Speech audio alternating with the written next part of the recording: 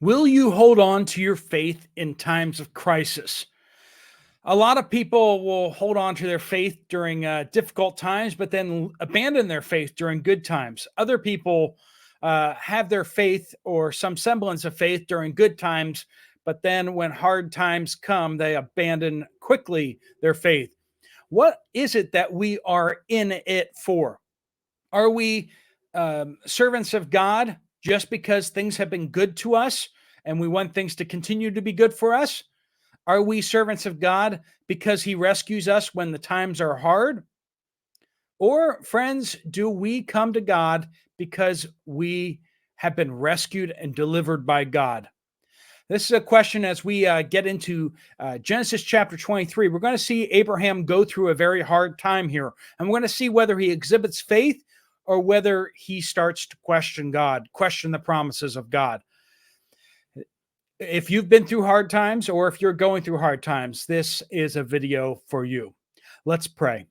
Dear Heavenly Father, we pray that you would open our eyes to what you have to teach us in your word, that we would hear your voice, that we would hear your challenge for our faith not to be surface faith, that we are not using you in order to get something that we want, but Lord, that it truly is you that we want. Lord, open our hearts to faith and fill us up with your Holy Spirit. Lord, we pray these things in Jesus' powerful name. Amen. All right, we are in Genesis chapter 23. So glad to have you along for the ride. We got so much to cover here. But again, it's going to be a passage where we're not necessarily told, is this good? Is this bad? We kind of have to figure some of these things out ourselves. So let's dive in. Now, Sarah lived 127 years. These were all the years of her life.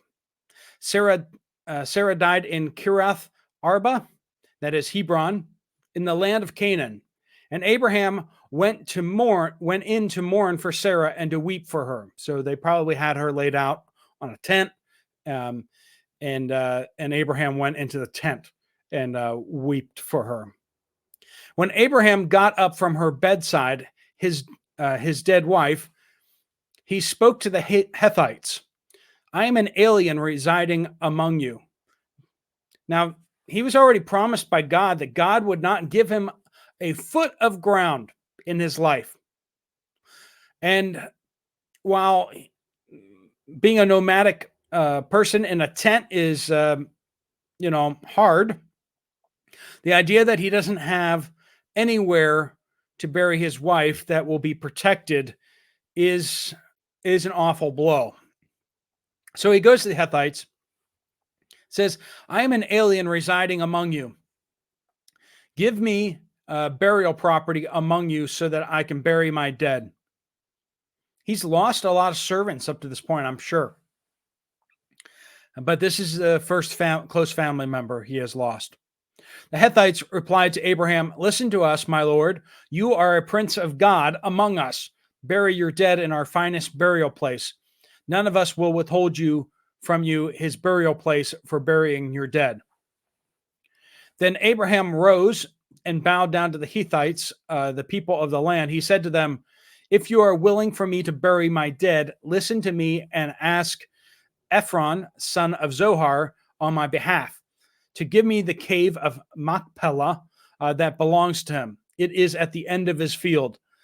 Let him give it to me in your presence for the full price as a burial property. Why is he insisting on paying for it? He's insisting on paying for it because he wants to make sure that the property is absolutely his, right? If they give it to him, they can take it away from him. Whereas if he purchases it, Sarah's bones will be his and his descendants and protected to some extent, right? So he wants to purchase it. Now Ephron was sitting among the Hittites. So in the hearing of all the Hittites who came to the city, to the gate of a city. Now, just to kind of give some backstory here, they didn't just dig a hole 6 feet deep and then bury a body, right? Because the farmer could turn it up, or headstones weren't really a thing. So what they would do is that they would take over caves, or they'd carve a cave into rock, and that's where they would bury their dead. So that way they're there for forever, kind of thing. It's not like a flood could kind of move them around, and that happens today, right? Uh, so with the history there is that they would use caves, and so you kind of had to think ahead of time on that. So you'd have a family cave or something like that, where your family members would be buried.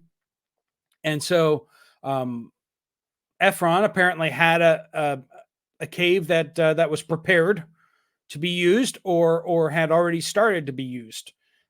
Probably hasn't already been used, but so Ephron, the Hethite, answered Abraham, "No, my lord, listen to me. I give you the field, and I give you the cave that is in it. I give it to you in the sight of all of my people. Bury your dead."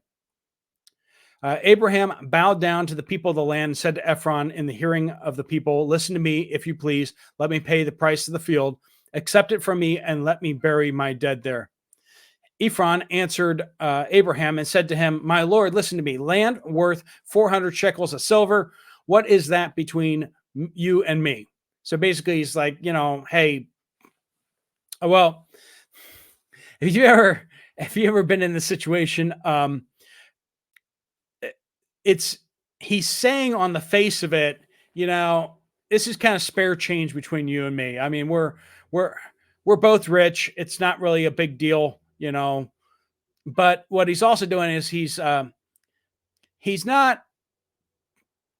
trying to take advantage of Abraham, or he's not trying to appear like he is, and so he's throwing out a number, right? He's throwing out a number. This is the price of the field and the cave, and so he's kind of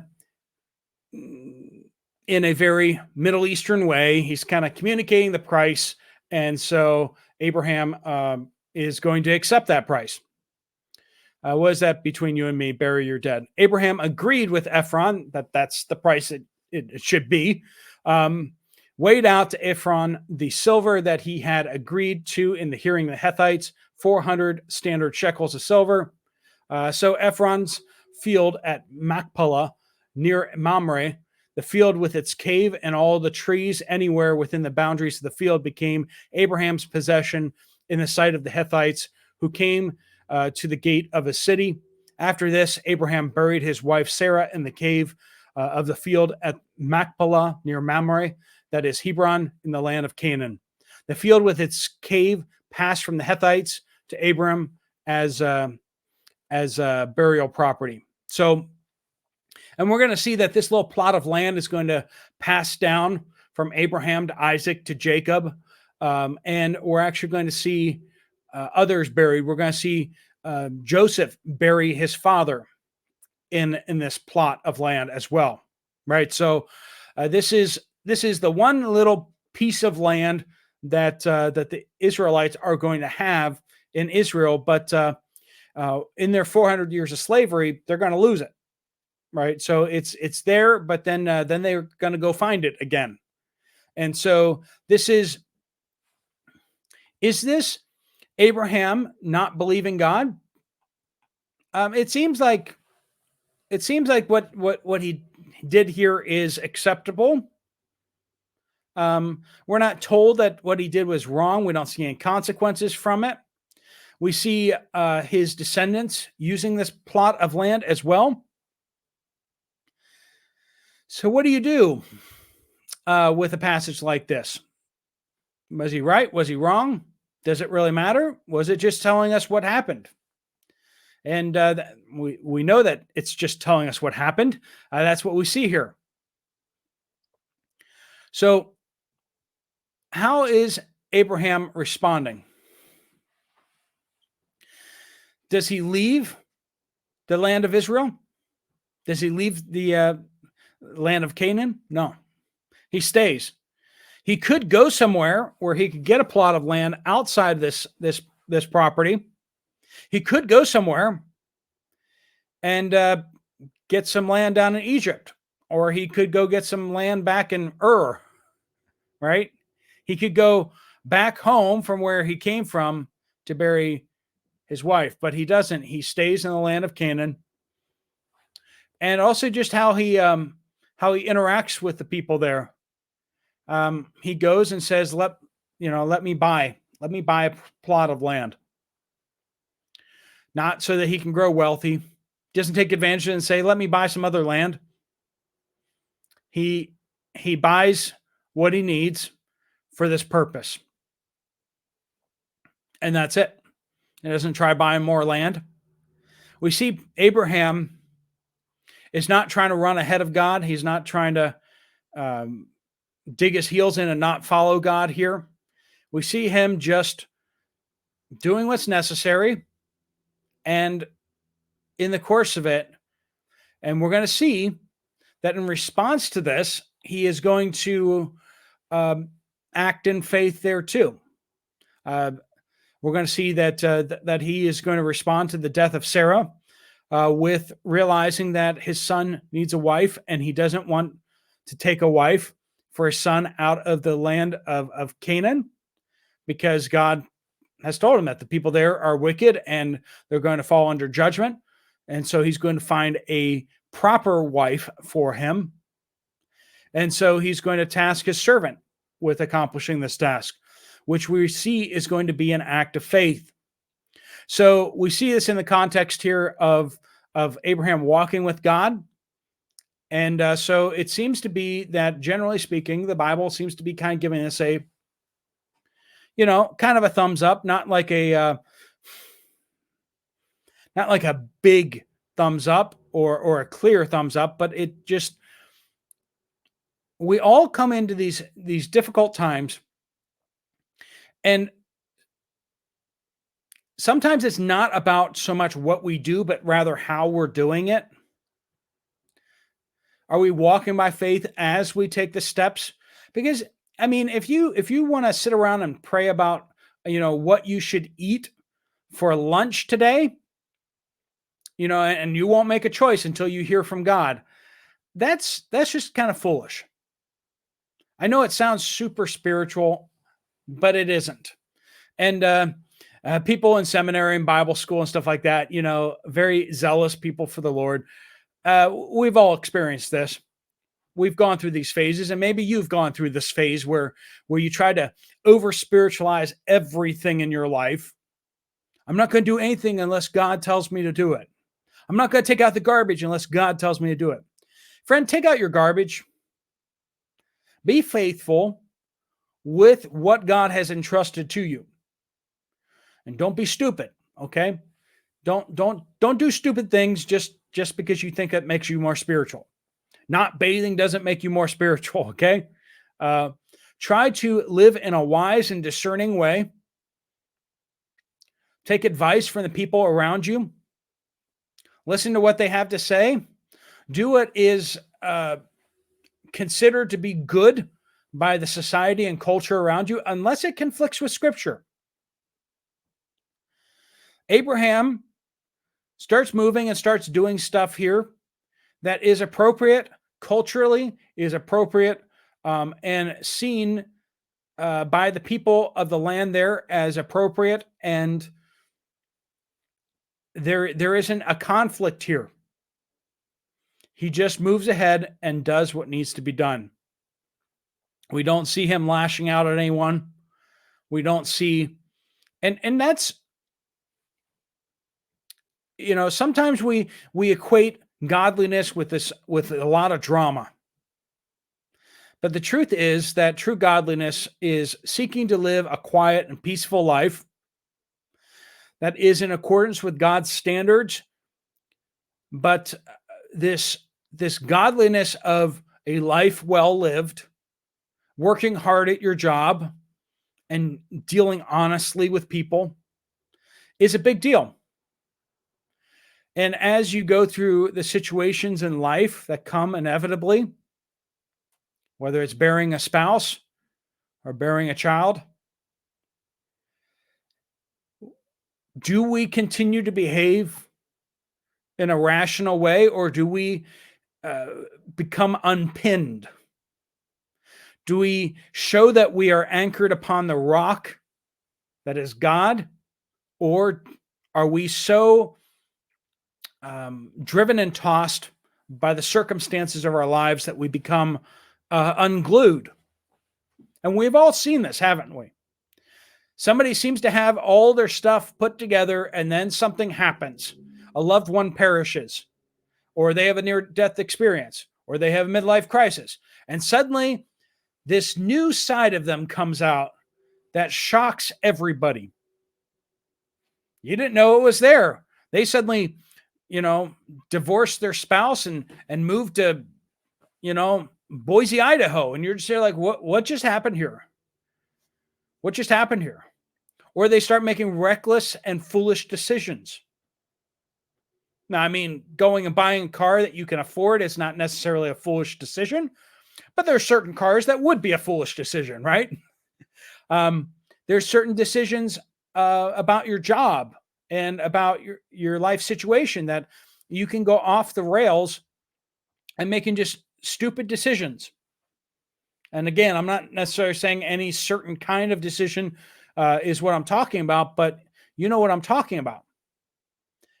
People who seem dependable, seem even keeled, suddenly become unstable in their choices.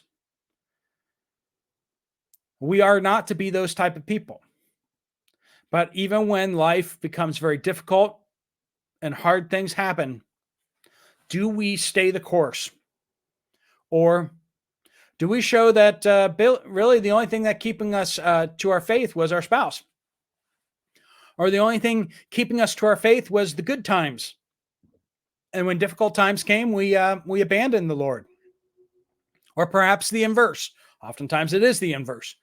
During hard times, you find the Lord, but then when times get good again, you just now you don't really need God anymore. And so you just stop going to church. Once your life is put back together, you're done with God until you need him again. It all comes back to how you view God and how your relationship with God truly is. So that's the question for you today. What is your faith resting upon? What is your relationship with God truly? What are you trying to get out of him? Do you love God? Or are you just using God to get what you want? And that really will become clear during hard times or during times of prosperity. Let us not be those who love the Lord for only what we get out of it. Let's pray. Dear Heavenly Father, I pray that you bless each and every one watching this video today. Lord, help us as times become tough or times become good. Help us to continue walking with you. That you bless us in and prosper our way today. Lord, that we would accomplish the things that you've set before us and that you glorify your name in us. Lord, we pray all these things in Jesus' powerful name. Amen. Well, thanks so much for joining with us again today. We'll see you guys again tomorrow. God bless you all.